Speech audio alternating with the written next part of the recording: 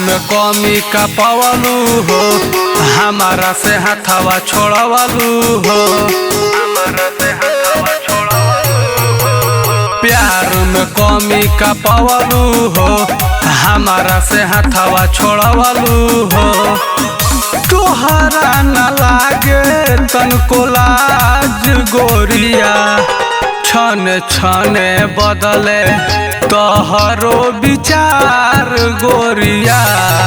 धोखेबाज गोरिया, उड़न बाज गोरिया, अपने मुँह फुलौलू भैलू नाराज गोरिया।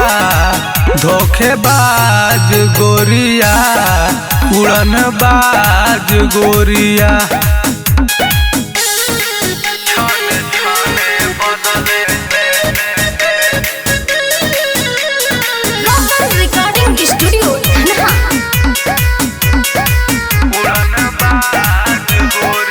हमरे ही नाम के टैटू बनवा के दूसरा के साथे गइलू हो।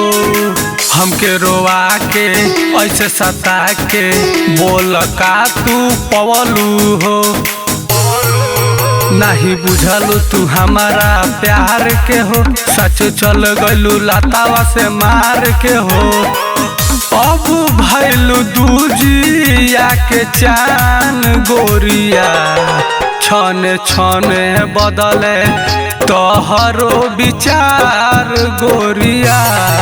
धोखेबाज गोरिया, उड़न बाज गोरिया।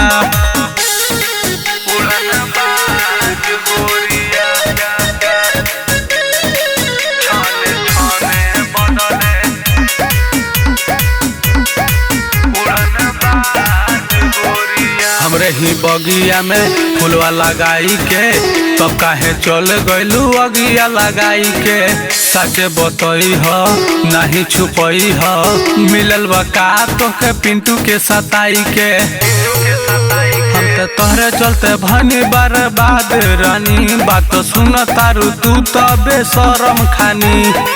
भइल बदनाम गोलू चारू ओरिया, छने छने बदले तोहरो विचार गोरिया।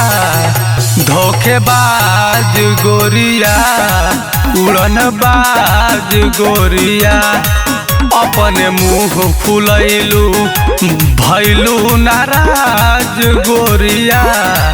धोखेबाज गोरिया, उड़न बाज गोरिया।